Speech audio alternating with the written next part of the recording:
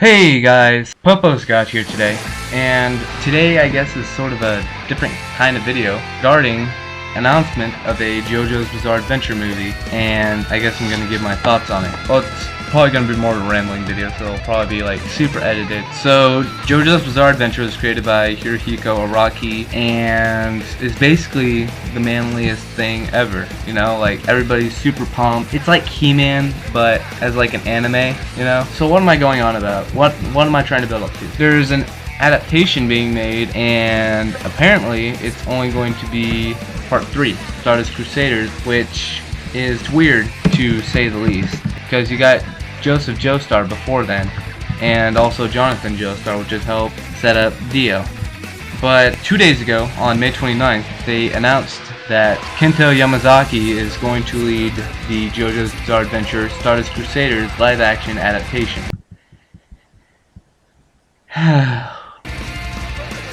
Yeah, Kento Yamazaki, no offense to you, but you are literally one of the most feminine Japanese people I have ever seen. It was originally reported that Jun Matsumoto was going to play Jotaro, which if they were to get a JoJo movie right, he would be great. He's Asian, but he's got the Western feel to him, a Western vibe, which makes sense because Jotaro was based off of Clint Eastwood. So what am I getting at? This movie is going to absolutely fall on its face. Not only with the casting, hell, Filthy Frank would be a better Jotaro than Kento Yamazaki, but the visual effects, as we have seen with past Japanese adaptations that require CGI heavy stories, Japan keeps on trying to go for it. They have done Attack on Titan as well as the Terraformers movie and Parasite. Here's my question. Why are they doing this to begin with? JoJo is huge right now, and to do something as CGI heavy or as abstract as JoJo is bizarre, and not in like a JoJo bizarre way, just in a nonsense way. It makes no sense to make a JoJo movie, especially with the budget that they have over there with the cheap special effects.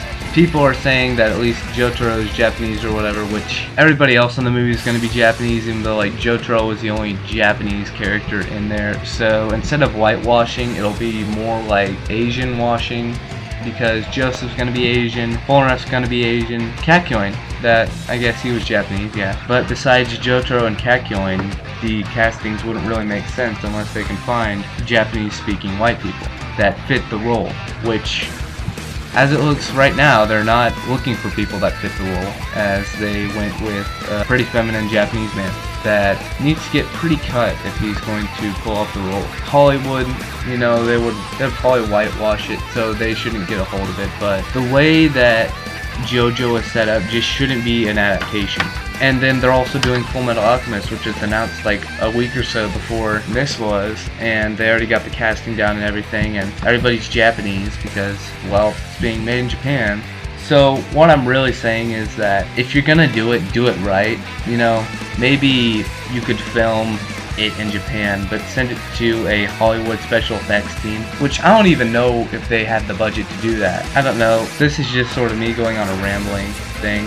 Tiger and Bunny is getting a movie in 2019. It's being US produced, so hopefully it'll be better than that. Maybe we'll have a good casting there. We'll have maybe Dennis Rodman as Fire Emblem, Antonio Banderas as Rock Bison, Tom Cruise as Sky High, and then, shoot, Kento Yamazaki would be a pretty good Barnaby. He would be better than he would as Jotaro. And then you could have Yosuke Iguchi as Wild Tiger. Yosuke would be a great Wild Tiger. Just, if you can't do it, don't touch it, you know? Full Metal Alchemist would be better to be made in the US because it's primarily white people, but I digress. Why would they skip first 2 parts is what doesn't make sense to me, because those 2 parts help set up a pivotal part of the story. They set up Jotaro's sort of father figure, mentor, and they set up the main bad guy. So, what are your guys' thoughts on the Jojo's Bizarre Adventure movie? Put in the comments below. I am not looking forward to this whatsoever. That's my thoughts. If you enjoyed it, give it a thumbs up. Sort of rambling. Thanks for watching, and if it's not too late to recast Jotaro, please do.